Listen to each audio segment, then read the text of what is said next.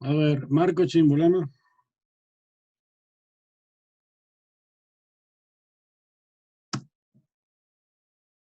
Gerson Cunalata. Presente, Inge, buenas tardes. Paul Grefa. Presente, ingeniero, buenas tardes. Buenas tardes. Washington Guacho.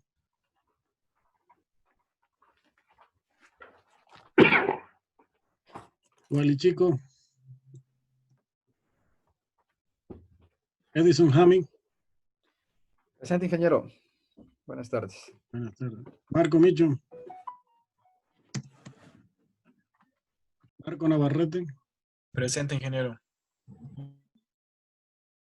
Javier Navarro. Presente, ingeniero.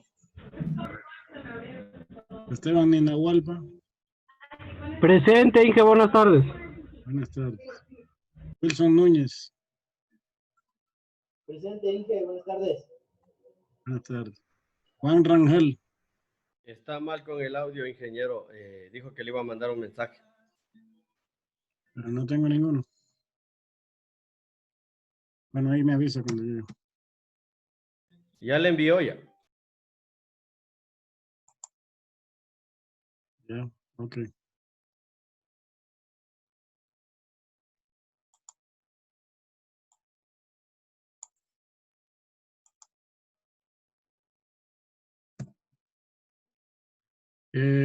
Jonathan Torres.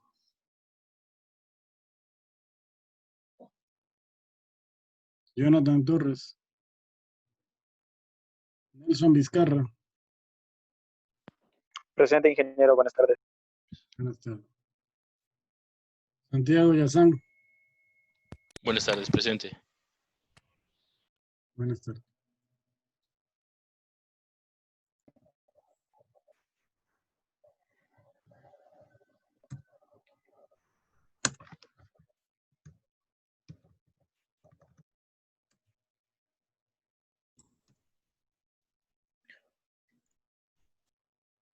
Jefferson Can. Presente, buenas tardes. Ángel Calo. Inge, Calo tiene problemas con el audio, pero ya le envió un mensaje que está presente. Veamos. Está como Ángel el mensaje.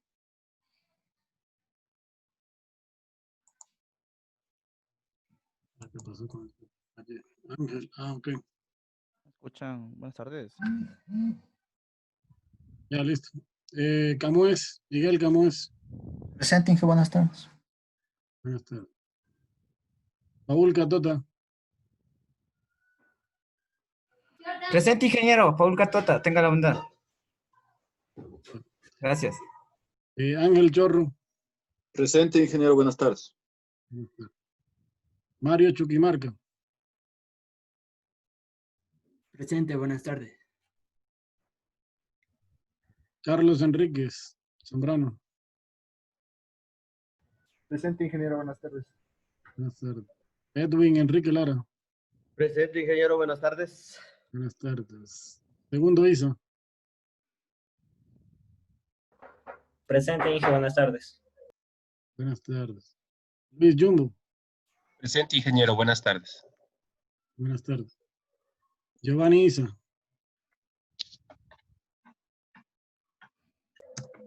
Giovanni Isa, presente, Inge. Creo que está, pero ese es el otro. No, yo me confundí. Ya. Yumi Kinga. Presente, ingeniero, buenas tardes. Juan Logacho. Presente, ingeniero, buenas tardes. Lucumi. Presente, profe, buenas tardes. Madrid. Presente, ingeniero, buenas tardes. Cristian Maldonado. Presente, ingeniero, buenas tardes. Buenas tardes. Denis Martínez. Martínez. Morales Carlos.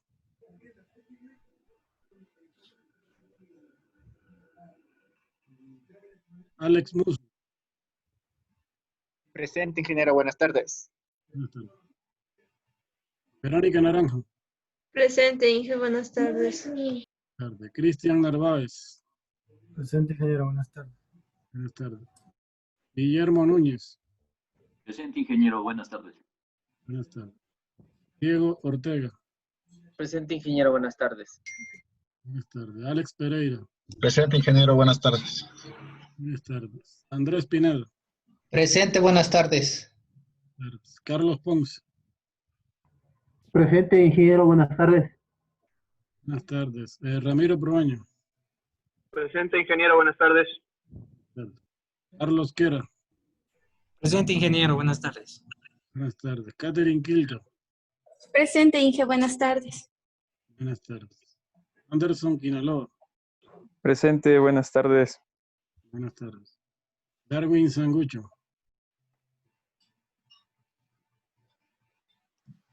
Presente, Inge, buenas tardes. Buenas tardes. Daisy Silva. Presente, Inge. Buenas tardes. Buenas tardes. Nelson Tixe. Presente, Inge. Buenas tardes. Ángel Vega.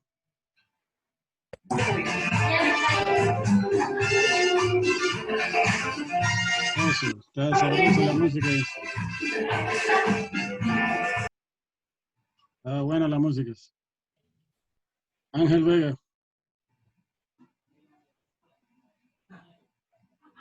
Vega no. Jonathan Ventimilla. Presente, ingeniero. Buenas tardes. Ya nos van a incitar a bailar aquí. Ingeniero, buenas tardes. Por favor, Denis Martínez, gracias. Martínez. ¿Quién más? Ingeniero, buenas tardes. Jonathan Torres, de la... ¿Alguien más? ¿Alguien más que quedó por ahí pendiente? Bueno, listos. Si no hay nada más. Entonces, a ver qué dice aquí Torres. Ya, todos están. Bien, ¿cómo les ha ido? ¿Cómo les ha ido con esa parte de dinámica? Bien, Inge. Bien, está interesante, ¿no es cierto? Sí, eso es interesante. Todo lo que tiene que ver con leyes de Newton es sumamente interesante y hay bastante ejercicio interesante. Volver a recordar, Inge. Claro, retomar todo eso, para que ustedes después no tengan problemas, porque lo que se espera es que ustedes después pasen a sexto nivel, séptimo, no sé si llegar a qué nivel les dijeron que podían subir como máximo. Séptimo, Inge, todos. Bueno, chévere, ahí nos vamos a ver. Lo mismo lleguen a sexto que lleguen a séptimo y nos vamos a ver, o a octavo, en cualquiera de los tres niveles. No se van a salvar de mí. Suave nomás. Buenísimo, Inge, mejor. Sí, pero ahí sí va a ser más fuerte. Aquí estamos viendo. ¿En qué materia, Inge? Bueno, en sexto tienen estadística y procesos estocásticos. En séptimo tienen conmigo procesamiento digital de señales. En octavo, comunicación. Buenas tardes, Marco Chimbolema, por favor, presente. Mil disculpas la demora por ingresar. Sin problema. En octavo tienen comunicaciones 2. Después, cuando lleguen a décimo, nos vemos en trabajo de titulación. Mejor cuando nos ponga la capa, Inge. Ahí nos vemos. Bien, yo les tengo que, de alguna manera, graduar. Velar que la tesis de ustedes se cumpla. A ver, Chimbolema me dijo. Marco Chimbolema, por favor. Todo depende que pasemos con más de 8, Inge, en el NAC. Ah, claro. No, pero por lo menos con esta asignatura van a sacar 10. ¿No? De 9 a 5 para arriba todo. No me queda la menor duda. Gracias, Inge, gracias. Bueno, vamos allá. Hoy tenemos que entrar. Bueno, déjenme decirle una buena noticia. Una buena y una mala. Bueno, una buena y otra no tan buena.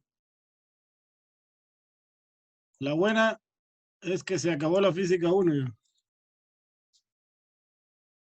Y la no tan buena es que entramos en la física 2. Y digo no tan buena porque empiezan a complicarse algunas cositas aquí. Electromagnetismo. El electromagnetismo, que es los temas de física 2, vamos a entrar a revisar. Primero vamos a entrar a revisar todo lo que tiene que ver con campo eléctrico y después con campo magnético. Son temas sumamente importantes, tomando en cuenta que la carrera de ustedes precisamente de electrónica, telecomunicaciones. Bueno, ya ahora se llama telecomunicaciones, pero ustedes saben que la esencia de las telecomunicaciones precisamente es la propagación de una onda electromagnética. Una onda electromagnética es la combinación precisamente de un vector de campo eléctrico con un vector de campo magnético. Por lo tanto, los fundamentos del electromagnetismo son vitales para la carrera de electrónica y telecomunicaciones. Por lo tanto, los temas que vamos a ver aquí son las bases, los fundamentos, para que después ustedes no tengan problema con otras asignaturas que van a tener. Por ejemplo, ustedes creo que en sexto, séptimo nivel tienen teoría electromagnética. Entonces, ahí van a entrar en cosas de estas más, pero ya viéndolo de manera más fuerte, con un fundamento matemático más fuerte. Entonces, lo que vamos a pretender aquí es hacer una revisión, un repaso, bueno, para el caso en los estudiantes que ya han visto esto en el colegio o en los tecnológicos. Y si no lo han visto, pues entonces revisar y ponernos al día, igualarnos, de forma tal que después ustedes no tengan ningún problema con las asignaturas que vienen después. No solo con teoría electromagnética, puede ser circuitos eléctricos, puede ser electrónica, electrónica digital. Todos ellos, de alguna forma o de otra, tienen que ver con esta parte de la física. Entonces, son temas sumamente importantes. Entonces, vamos a revisar qué tenemos para hoy. Y mucha atención porque realmente es bastante interesante este tema. A mí la verdad me gusta bastante. Primero, analizar las fuerzas de interacción entre las cargas eléctricas. Aplicar la ley de Coulomb al cálculo de fuerzas de interacción entre partículas puntuales cargadas. Interpretar la ley de Gauss en el cálculo de flujo eléctrico a través de superficies cargadas. Entonces, lo primero que vamos a definir son algunos conceptos importantes para entender la fuerza de interacción eléctrica. Por cierto, recuerden que en la clase anterior que estuvimos viendo dinámica, que ya precisamente entramos con fuerzas, habíamos analizado que existían dos tipos de fuerza en la naturaleza, que se les conocían como fuerzas de contacto o fuerzas de campo. Precisamente la fuerza que estamos viendo ahorita, y que creo que fue una de las preguntas que le puse en el cuestionario de ayer, es una fuerza de campo. La fuerza eléctrica constituye una fuerza de campo que se genera por un proceso de electrificación al frotar determinados cuerpos con determinados tipos de material. Se puede lograr esa electrificación de los cuerpos. Entonces, lo primero que tenemos que ver son algunos conceptos. Primero, las cargas eléctricas. Hay una gran cantidad de experimentos que demuestran que en la naturaleza existen cargas eléctricas. Cargas que tienen un determinado valor desde el punto de vista cuantitativo y también desde el punto de vista de signo. Bien, entonces, una forma de determinar que existe carga en la naturaleza, que existen partículas cargadas, es como se está mostrando ahí en la figura. En la figura se muestran dos barras de hule que se han frotado previamente con determinado material. Por ejemplo, en el caso de la izquierda, la barra de hule se ha frotado con una barra de vidrio y la barra de hule con otra barra de hule. Producto de ese proceso de frotación, se produjo una electrificación en una parte de esas barras, como ustedes pueden ver ahí. Y al acercarla la una con la otra, se observa que hay interacción. Se dejan colgando de una cuerda para ver cuál es el efecto de acercar una barra con la otra. Y se ve en la figura, y estos experimentos ya se han hecho, en el primer caso, las dos barras tienden a atraerse y en el segundo caso tienden a repelerse. Por lo tanto, eso demuestra, estos tipos de experimentos demuestran que existen cargas en la naturaleza y que son signos contrarios, ¿bien? Y que esas cargas se pueden generar por un proceso de frotación entre materiales. Entonces, cuando los materiales se comportan de esta manera, se dicen que están electrificados. Ustedes tienen que haber experimentado este proceso. A veces cuando tocan la puerta de un automóvil y se le produce una descarga eléctrica en el dedo, en la mano, bien, a veces cuando tocan una computadora o algún equipo metálico, se producen estos procesos de descargas eléctricas. Y esto generalmente ocurre cuando la atmósfera está con poco contenido de humedad. Es decir, mientras más seco esté el clima, más probable es que ocurra esto. Bien, después vamos a explicar por qué. Entonces, se puede electrificar un cuerpo mediante un proceso de frotación con determinados materiales. Quien primero hizo este tipo de investigaciones fue Benjamin Franklin, bien, entre los años 1706 y 1790. Él determinó que existen dos cargas eléctricas a las que dio el nombre de positivas y negativas. Y a esas cargas negativas le denominó electrones y las que tienen carga positiva, protones. Después vamos a ver una tabla más adelante que van a ver que esas cargas no solamente están concebidas con una denominación y con un signo, sino también con una cuantificación. Tienen un valor de carga y además tienen masa, tienen una masa también. De hecho, la partícula cargada más pequeña que se conoce en la naturaleza, ¿quién me dice cuál es? ¿Cuál es la partícula cargada más pequeña que se conoce en la naturaleza? Átomos. Átomos. No. El electrón. ¿El nitrógeno? El electrón. La partícula cargada más pequeña que se conoce en la naturaleza es el electrón, que tiene una carga de 1.6 por 10 a la menos 19 coulomb. El protón tiene igual carga que el electrón, también 1.6 por 10 a la menos 19 coulomb. Los dos tienen igual valor de carga. Sin embargo, el electrón tiene menor masa que el protón. Por lo tanto, se considera la partícula cargada más pequeña que se conoce en la naturaleza. Bien. De ahí tenemos otra partícula que es el neutrón, pero ese tiene carga cero. Más adelante lo vamos a ver en una tabla comparativa. En un sistema aislado, la carga eléctrica siempre se conserva. Esto es un concepto importante aquí porque aquí se cumple la ley de conservación de la energía. Cuando usted frota un objeto con otro, no se crea carga en el proceso. Hay que entenderlo eso. El cuerpo se electrifica, pero no porque se crea carga en el proceso, sino porque la carga se transfiere de un cuerpo al otro. Es decir, que la energía se conserva, no se crea una carga adicional, sino que solamente se transfiere de un cuerpo al otro.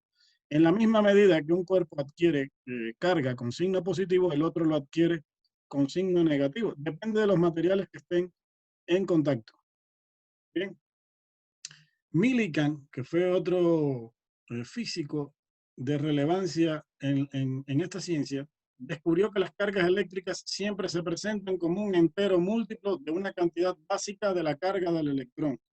Es decir, que la carga del electrón es la unidad básica. Cualquier otra carga que se conozca en la naturaleza es algún múltiplo entero de la carga del electrón y se calcula como más o menos n por e, donde e es la carga del electrón y n es el múltiplo, que puede ser cualquier valor.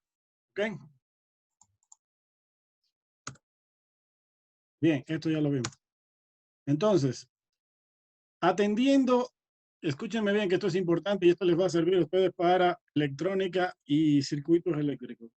Atendiendo al comportamiento o a la clasificación, en función de la capacidad de los electrones que se mueven a través de un material, ¿okay? A la forma en que se pueden mover.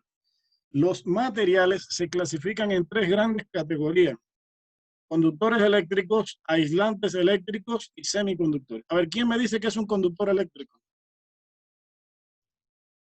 El material que permite el flujo de los electrones. Exactamente. Son aquellos materiales en el cual primero tienen una gran cantidad de electrones libres que se pueden mover con facilidad a través del material. Y esos electrones pueden transportar precisamente el flujo de la corriente eléctrica con gran facilidad. ¿Cuáles son ejemplos de buenos conductores? El cobre, el oro. El metal. El cobre, el aluminio, la plata y el oro. ¿Cuál es el mejor de todos? Oro. El oro. El oro. El oro es el mejor conductor de todo. ¿Y la plata? Entonces, ¿por qué no hacemos conductores metálicos de oro y de plata? Muy caro. Muy costoso. Porque es costoso, porque es un material precioso que, primero, su abundancia en la naturaleza no es muy grande y segundo, su costo es bastante alto en el mercado mundial. Por lo tanto, no se construyen cables de oro. Sin embargo, sí se utiliza el oro en la fabricación de dispositivos semiconductores de alta velocidad. Por ejemplo, en los microprocesadores se utiliza el dopaje con oro. No sé si han escuchado ustedes que hay gente que se ha dedicado a sacar el oro de las tarjetas electrónicas y de los procesadores. Claro que es un trabajo tedioso porque lo que sacan de ahí son unas muy ínfimas porciones, pero se dedican a eso. Bueno, el oro se utiliza precisamente para aumentar la conductividad en ciertos circuitos electrónicos de alta velocidad. Entonces, el otro grupo son los aislantes eléctricos. ¿Cuáles son los aislantes eléctricos? ¿Quién me dice? El caucho. Sí, pero ¿cuáles son los materiales que se clasifican en esta categoría? No permiten se ponen al paso de la corriente. Los que ofrecen resistencia. Sí, son aquellos que tienen poco o casi nada electrones libres para moverse dentro del material. Por lo tanto, desde el punto de vista de conductividad, conducen muy mal la corriente eléctrica. Ejemplo de ellos son, ¿cuál? Caucho. El vidrio. El caucho, el vidrio, el hule, la madera, la porcelana. ¿Cuál es el mejor de todos? O uno de los mejores. La porcelana. La porcelana. La porcelana es uno de los mejores aislantes que existen. Fíjense si es así, que si ustedes ven los cables de alta tensión que pasan por ahí por frente a su casa, tienen unos aisladores. Unos carretes aislantes que son de porcelana. Y precisamente tienen que usar la porcelana ahí porque la alta tensión es tan grande, cerca de los 23.000 voltios, que si no colocan un buen aislante, eso no es posible resistir tanta nivel de tensión ahí arriba. Entonces, es la porcelana precisamente uno de los mejores aislantes que existen. Bien, y entonces tenemos el siguiente grupo, que son los semiconductores. ¿Cuáles son los semiconductores? ¿Quién me dice?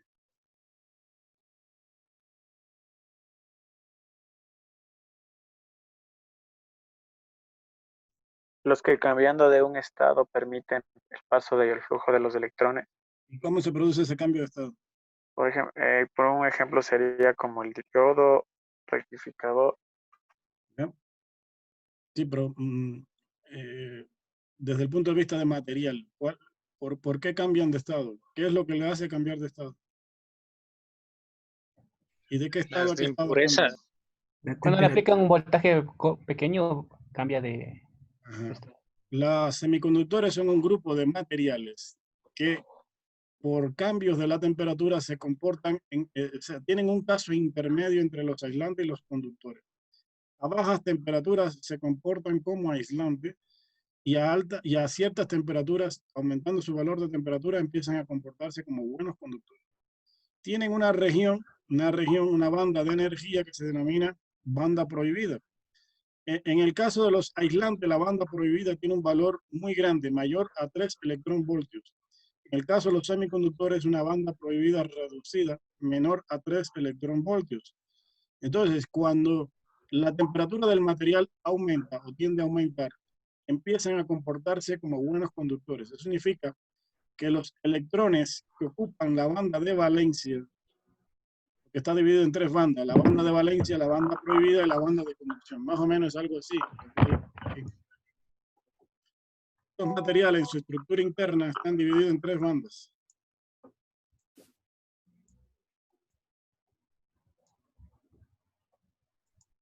Entonces, aquí hay una banda de energía que se denomina banda prohibida.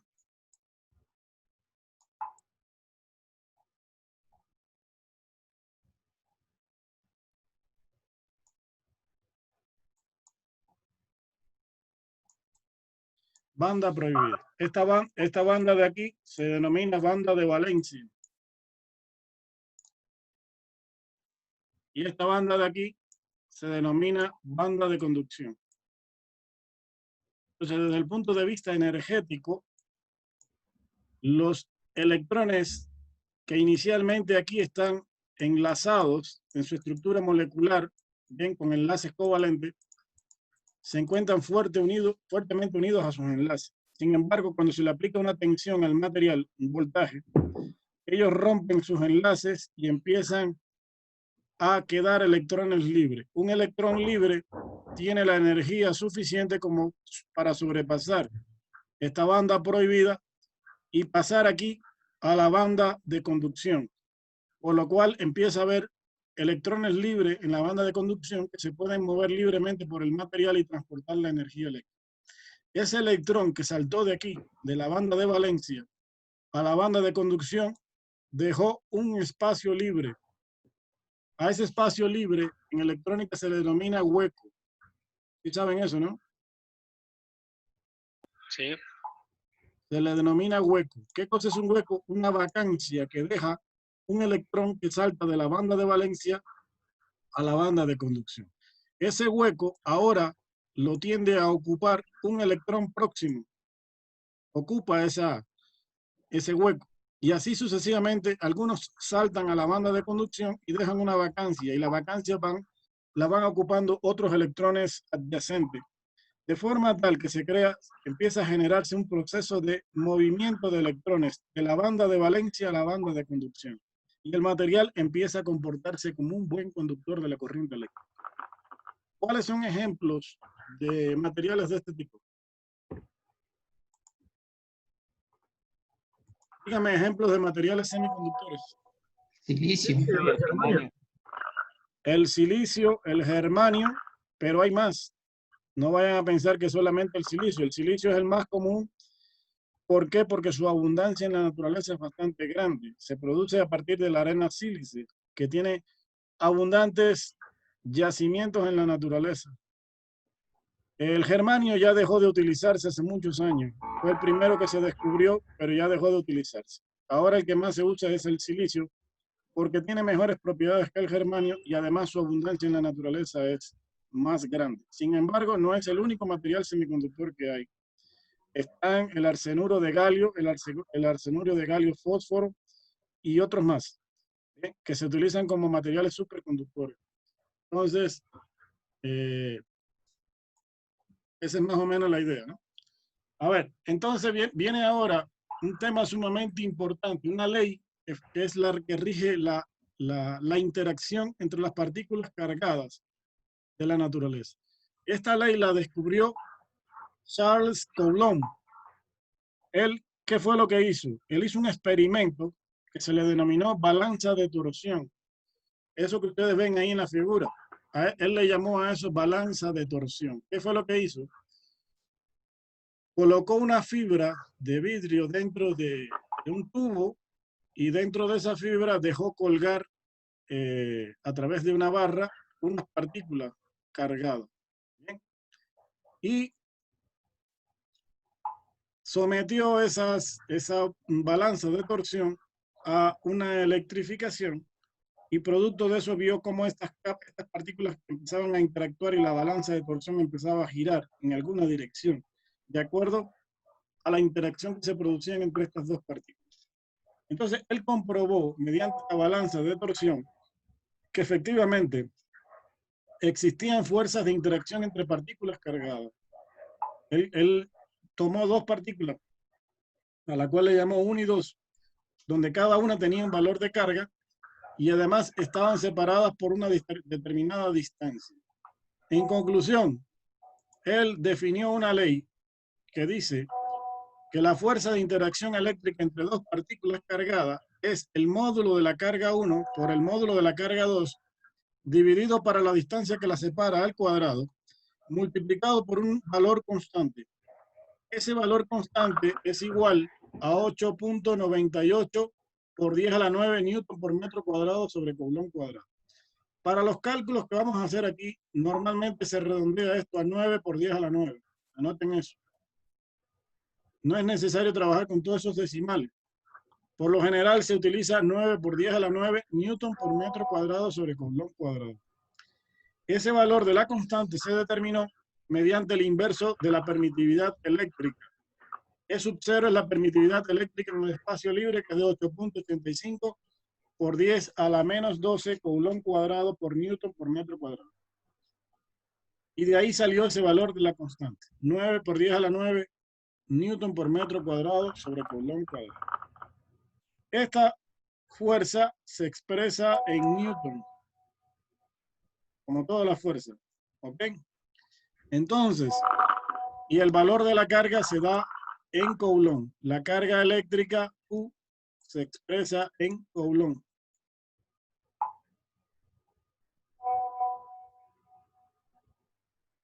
Esto es importante porque después de aquí, del coulomb, va a salir la unidad eléctrica de la corriente, la unidad de medida.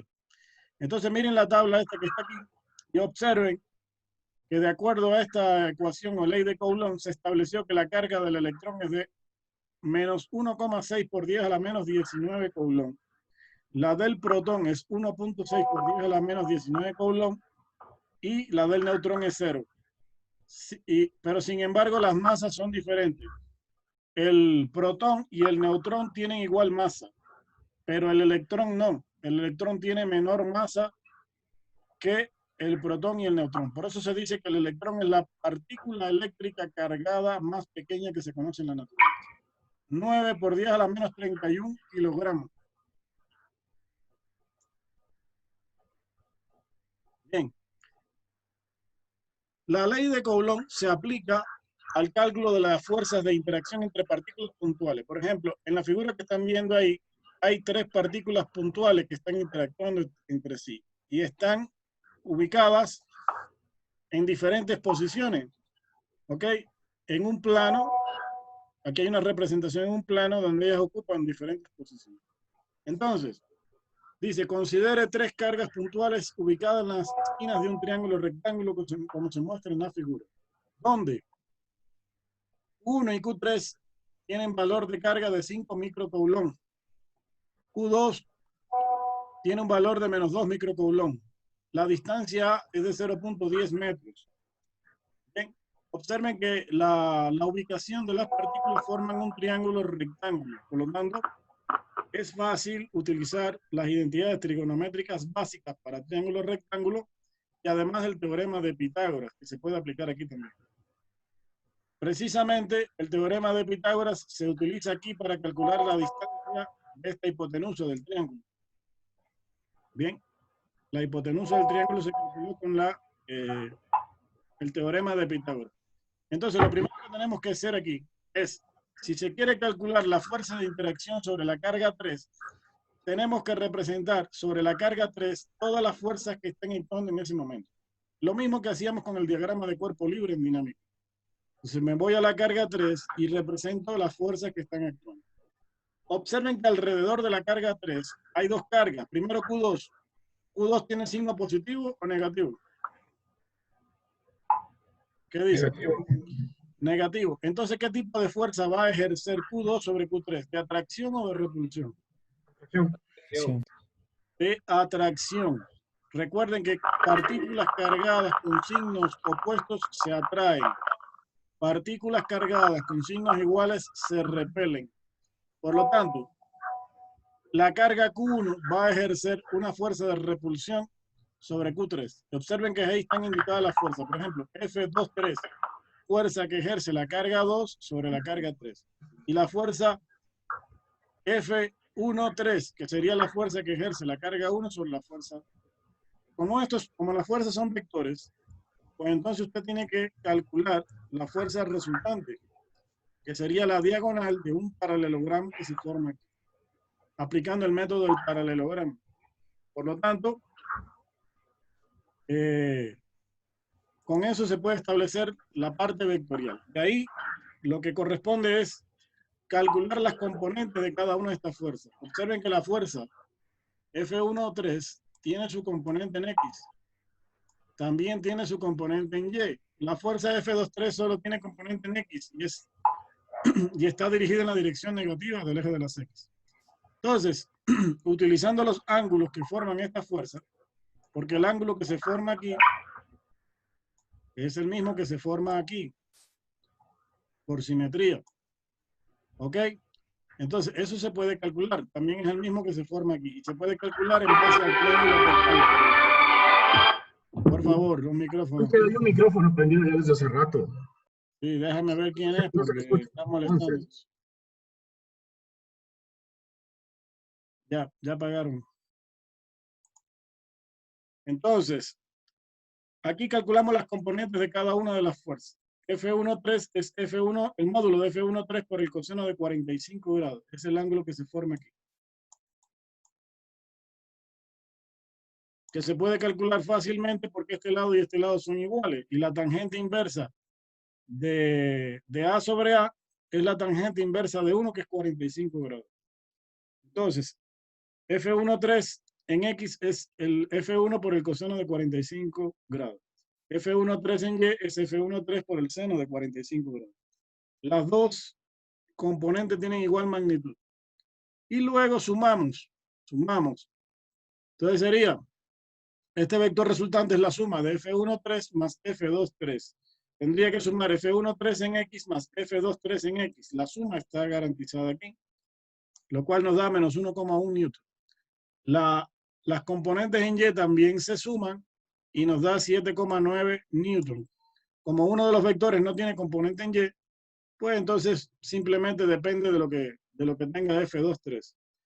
El vector resultante es menos 1,1 en Y más 7,9 en J. A esto le hallo el módulo para hallarle la magnitud de esta fuerza. Esto se puede hacer aplicando el teorema de Pitágoras. ¿Okay? Ahora bien, aquí faltó algo previo. Claro, esto es la parte vectorial, pero ¿y de dónde saco estos valores de fuerza? Para sacar estos valores de fuerza F1,3 y F2,3, yo tenía que haber aplicado previamente la ley de Coulomb. La fuerza F2,3 es el módulo de la carga 2 por la carga 3 dividido para la distancia que la separa al cuadrado, que en este caso es A. En el caso de la fuerza F1,3 es el módulo de la carga 1 por el módulo de la carga 2 dividido para la distancia al cuadrado. Entonces, se aplica la ley de Coulomb utilizando 9 por 10 a la 9 newton por metro cuadrado, el producto de las cargas y dividiendo para la distancia al cuadrado, lo cual nos da 9 newton y 11 newton, que fueron los valores que se utilizaron aquí para realizar este cálculo en la parte vectorial. Entonces el ejercicio tiene dos partes. Primero, la parte modular de la fuerza y después la parte vectorial de la fuerza. La modular se calcula con la ley de Coulomb y la vectorial con el trabajo de vectores. ¿Alguna pregunta con eso ahí?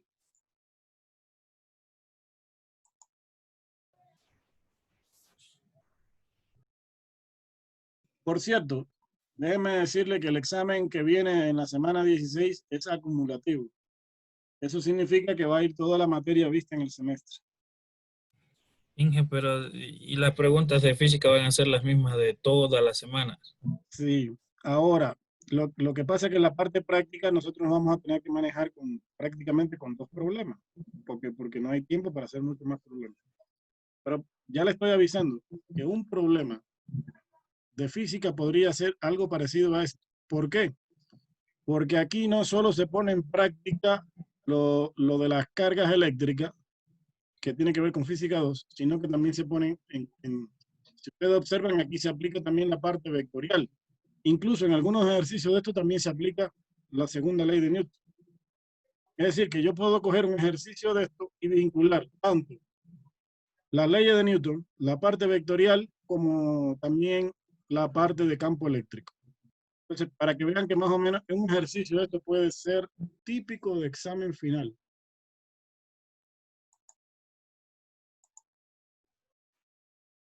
Bien. Eso es con respecto a las cargas eléctricas. Disculpe, una pregunta. En el anterior ejercicio, en el F1,3, la ley de Coulomb es raíz de 2 por A sobre eso al cuadrado. No. Esta parte de la raíz de 2 es solamente la distancia que hay entre Q1 y Q3. Ah, ya, listo. Ah, ya. Es una distancia nada más. Ah, listo. Sería la distancia R que separa a Q1 y Q3, sería R1,3. Y aquí sería, y en el F2,3 es A. En el F2,3 es A, es esta distancia que hay aquí nada más, A. El lado A. Por la distancia, ¿no es cierto? Sí, estos son distancias. Eso es lo que va en el denominador, distancia. Listo. Gracias, Inge. Bien. Bien, entonces, asociado a una carga eléctrica, a su alrededor se genera un campo eléctrico. Esto lo descubrió Faraday. Bien. Él determinó que existe un campo eléctrico en la región del espacio que rodea a un objeto con una carga. Bien. La carga constituye la fuente generadora de ese campo eléctrico. El campo eléctrico se produce en todas direcciones alrededor de cualquier partícula cargada. Entonces, cuando un objeto se carga y entra en ese campo eléctrico, se genera también una fuerza eléctrica producida por el propio campo eléctrico. Es decir, que si yo tengo una partícula de prueba positiva cargada y alrededor de ella hay un campo eléctrico, cualquier otra partícula que intente acercarse a ese campo eléctrico experimentará una fuerza de manera directa y proporcional al campo eléctrico e inversamente proporcional al valor de la carga que está en algún punto. De forma tal que se establece esta ecuación de aquí, que dice que el campo eléctrico, primero que tiende a representarse con la letra E mayúscula y con un vector encima, es igual a la fuerza eléctrica dividido para el valor de la carga que esté ubicado en algún punto del espacio. Las unidades de medida del Sistema Internacional de Unidades para Campo Eléctrico es Newton sobre Coulomb. Porque la fuerza eléctrica se da en Newton y la carga en Coulomb. ¿De acuerdo?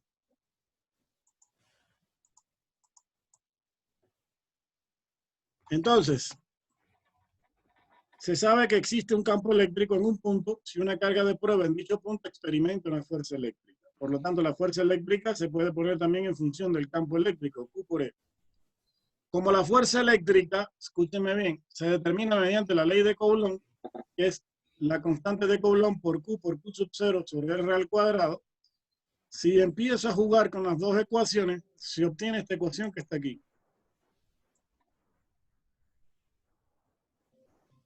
Que es que el campo eléctrico es igual a la constante de Coulomb por el valor de la carga Q dividido para la distancia que lo separa al cuadrado. Es decir, yo tengo una partícula aquí cargada con una carga Q, vamos a ponerle partícula positiva, y alrededor de esa carga se genera en todas direcciones un campo eléctrico.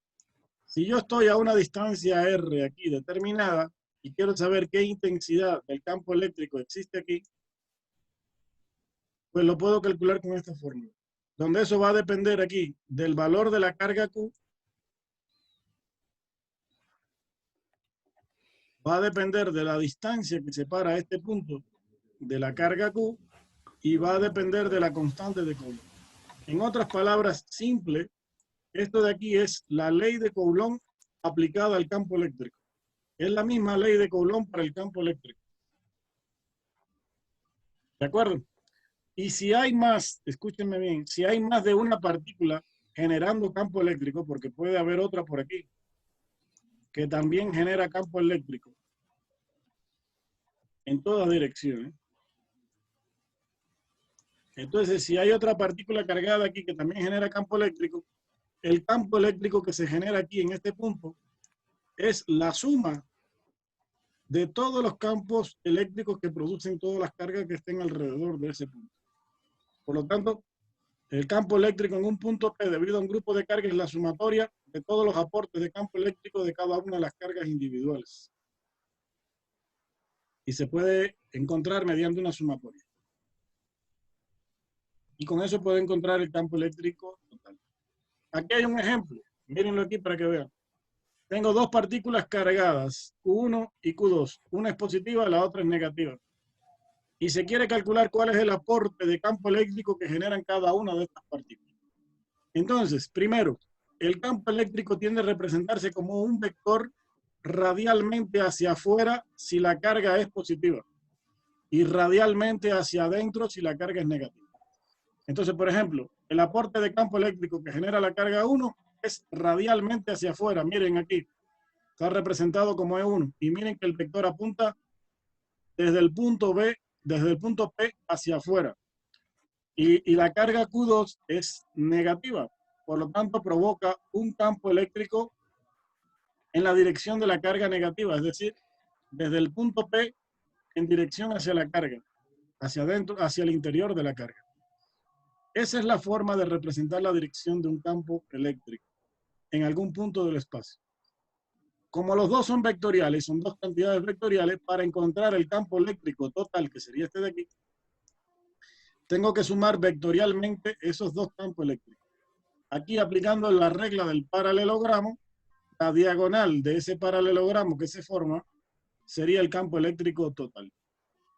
Igual puedo aplicar todas las identidades trigonométricas básicas que ya vimos anteriormente, porque aquí se forman triángulos, rectángulos también, para encontrar las componentes de ese campo eléctrico. Ahora, si quiero calcular la magnitud de cada uno de esos campos eléctricos, por ejemplo, de E1, tendría que coger la constante de Coulomb, multiplicarlo por el valor de la carga 1 y dividir para la distancia 1, que sería la distancia que separa al punto P de la carga 1, que en este caso sería esta distancia. Y lo mismo tengo que hacer para la intensidad del campo 2. Pero después no la puedo sumar algebraicamente, porque esos son vectores. Tengo que sumarlo vectorialmente. Esto solo me sirve para encontrar el módulo del vector. ¿Alguna pregunta ahí?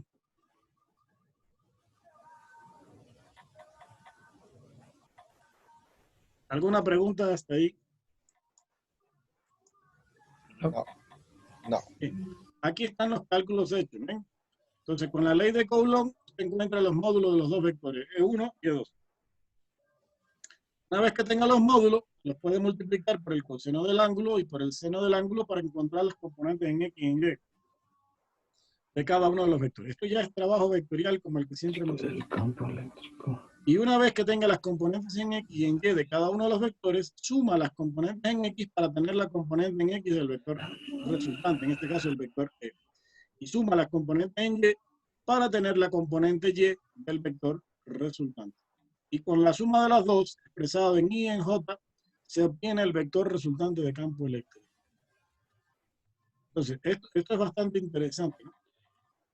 Y ahí puede salir un buen problema, porque incluso con un solo problema de eso se pueden vincular también tanto fuerza eléctrica como campo eléctrico.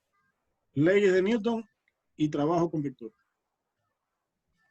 Bien, vamos ahora a la parte de flujo eléctrico. Bien. El flujo eléctrico está asociado directamente con el campo eléctrico, pero también a la superficie en la que ingresan las líneas de campo eléctrico. Las líneas de campo eléctrico son imaginarias, pero se tienden a representar, por favor los micrófonos, compañeros. Se tienden a representar perpendicular a las superficies de incidencia. ¿Ok? Entonces, existe un campo eléctrico que es uniforme tanto en magnitud como en dirección. Y si las líneas de campo eléctrico, que ya les dije que son imaginarias, pero se tienden a representar así, el campo eléctrico tiende a representarse por líneas de campo eléctricos imaginarios. Si esas líneas de campo eléctrico penetran en una superficie rectangular y de forma perpendicular, como está mostrado en la primera figura, se produce un máximo de flujo eléctrico a través de esa superficie. El flujo eléctrico se representa con la letra griega phi, que es este de aquí. Y es igual a la intensidad del campo eléctrico por el área que atraviesa las líneas de campo eléctrico. O sea, el área de la sección transversal, que es esta área de aquí. El flujo eléctrico se expresa en Newton por metro cuadrado sobre Coulomb. Si la superficie si las líneas de campo eléctrico no inciden de forma perpendicular, es decir, que hay un cierto ángulo de inclinación, pues entonces se produce una componente de superficie que es A por el coseno de ese ángulo. Y eso hay que tomarlo en cuenta ahora, a la hora de calcular el flujo eléctrico, porque entonces no voy a tener la intensidad máxima del flujo eléctrico, sino una parte de esa intensidad total que se debería tener si la superficie fuera perpendicular a la línea de campo eléctrico. Entonces, el flujo eléctrico es proporcional al número de líneas de campo eléctrico que penetran una superficie y es proporcional al área de la superficie. Por eso, mientras más área de superficie atraviese, más intensidad tendrá el campo eléctrico. Entonces hay que tomar en cuenta el ángulo de inclinación también. El flujo eléctrico no solamente se puede calcular en base a figuras geométricas conocidas como los planos rectangulares que ustedes vieron anteriormente. Se puede calcular sobre cualquier superficie. Puede ser una esfera, puede ser una superficie que tenga cualquier forma. Entonces, el campo eléctrico varía a lo largo de cualquier superficie. Si se considera una superficie dividida en un gran número pequeños de área, por ejemplo, esta superficie de aquí no tiene un área conocida, no es un rectángulo, no es un cuadrado, no es un cubo, ni es una esfera. Entonces, yo tengo que dividir esta superficie en pequeñas porciones de área, como ustedes pueden ver ahí. Esto es una parte infinitesimal de toda esa área que está ahí, que se le va a denominar delta A sub I. En otras palabras, es una porción de área infinitesimal de esa superficie. Entonces, yo puedo calcular el flujo eléctrico a través de esa pequeña área que está ahí. Usted sabe que las líneas de campo eléctrico tienen que atravesar de forma perpendicular a esa superficie. ¿Ok? Entonces se generan dos vectores aquí. Primero, el de campo eléctrico y el vector de la normal, que es un vector perpendicularmente hacia arriba en esa pequeña porción de área que sería el que ejerce la superficie propia sobre esa pequeña porción de área. En conclusión, el flujo eléctrico en esa pequeña porción de área sería E sub I por delta A sub I por el coseno del ángulo, donde este ángulo es el ángulo que se forma entre estos dos vectores, entre el vector de campo eléctrico y la porción de área infinitesimal. Después, lo que tendríamos que hacer, si queremos saber cuál es el flujo total a través de toda la superficie, sumar todos los aportes de cada una de las pequeñas porciones. Si yo dividí esta superficie en una pequeña porción aquí, pues pueden haber infinitas porciones de área. Si quiero saber cuál es el aporte total sobre todo el área, tendría que sumar esto como una sumatoria. Eso se logra a través de una integral de superficie, que sería, la integral lo que hace es sumar todos los aportes individuales de las pequeñas áreas en las cuales se dividió esa superficie. Y esto se puede manejar también a través de un producto escalar. Recuerden que el producto escalar entre dos vectores A y B, yo tengo dos vectores entre A y B,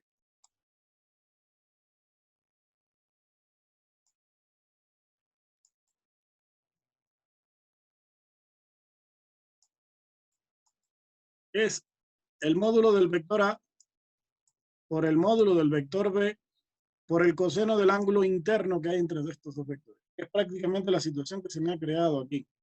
Es decir, que el flujo eléctrico se puede escribir en función del producto punto entre dos vectores, que sería el módulo de A por el módulo de B por el coseno del ángulo entre esos dos vectores. Entonces, si eso es así, el flujo eléctrico se puede calcular con una sumatoria de los productos puntos entre el vector E y el vector de la normal de área que se produce aquí en cada pequeña superficie. Si a eso le aplico la integral, entonces finalmente tendría el aporte total de campo eléctrico, es decir, la suma de todos los aportes individuales. De forma tal que esa sería la forma de calcular el flujo eléctrico a través de cualquier superficie. No se preocupen por la integral, porque hay formas de manejar esto de otra manera. Aquí hay un ejemplo con una figura cúbica.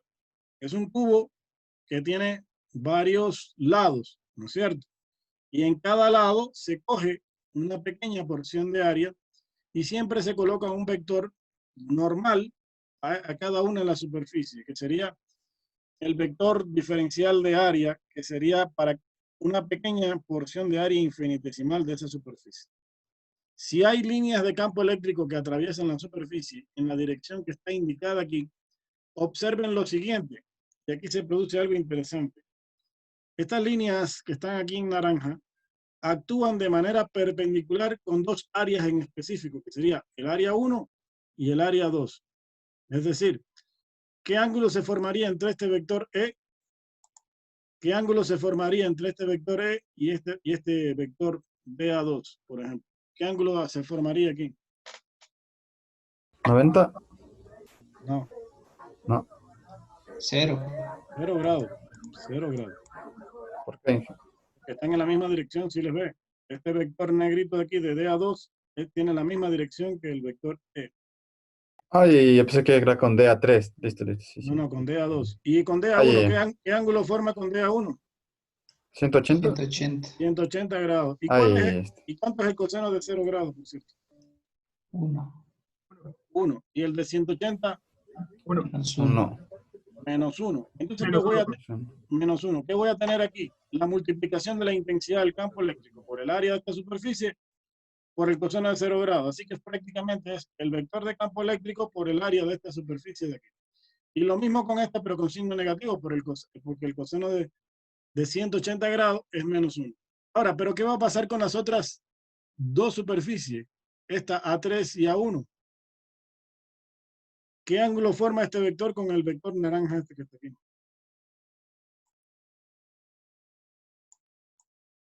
90.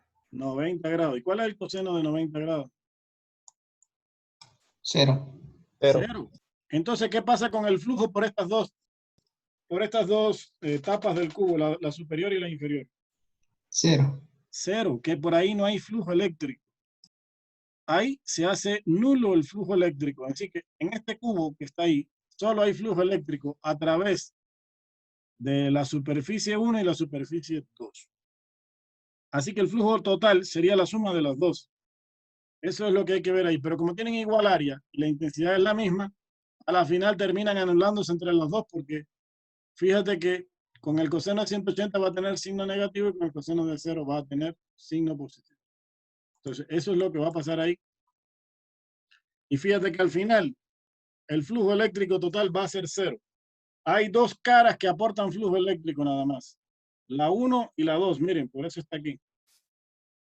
Sería la intensidad del campo eléctrico por L al cuadrado más la intensidad del campo eléctrico por L al cuadrado. Pero como una tiene signo positivo y la otra negativo, se anulan entre sí. Las otras 3 caras, las otras 4 caras, porque hay 4 caras más, no aportan flujo eléctrico porque tienen dirección perpendicular al campo eléctrico. ¿Qué les pareció esa parte ahí? ¿Alguna pregunta? En el vector de A4, ¿cuál sería el cálculo? A4 y A5 son los que vienen para acá. O sea, una para acá y la otra por allá, para el otro lado hacia allá. Pero igual tienen 90 grados. Forman 90 grados con el campo eléctrico y el coseno de 90 es 0. O sea, estas otras dos caras no aportan tampoco en nada. En conclusión, las únicas que aportan al flujo eléctrico son esta, la cara 1 y la cara 2, por la dirección que tiene el campo eléctrico, nada más.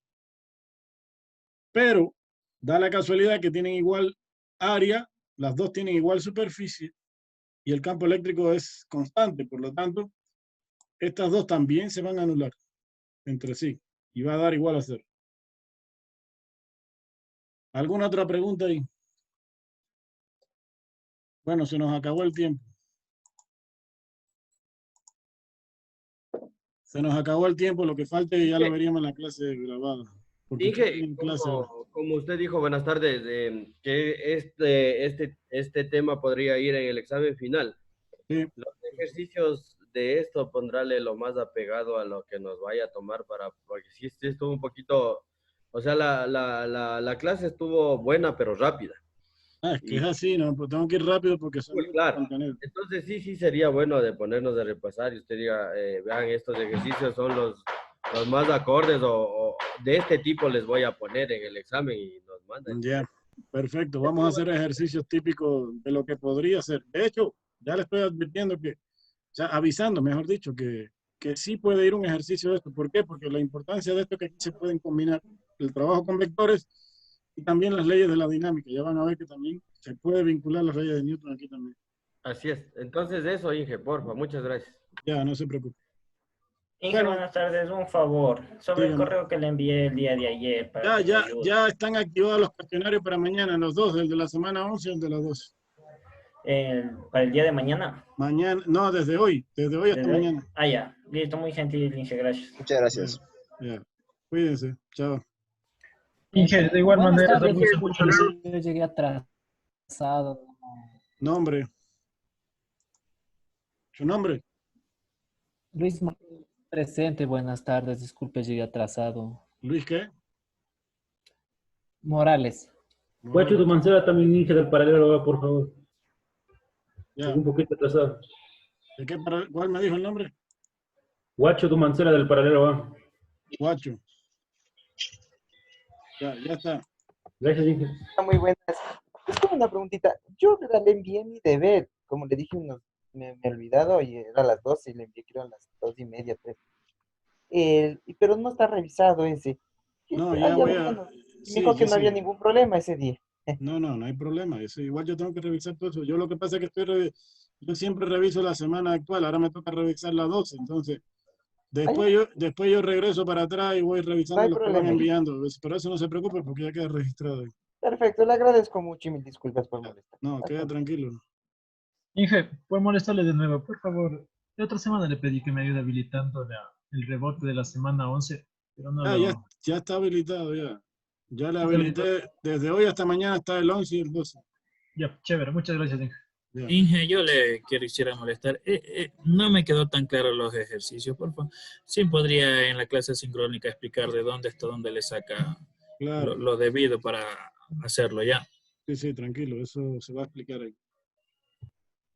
Ya le vamos a poner un ejercicio tipo. Dígame.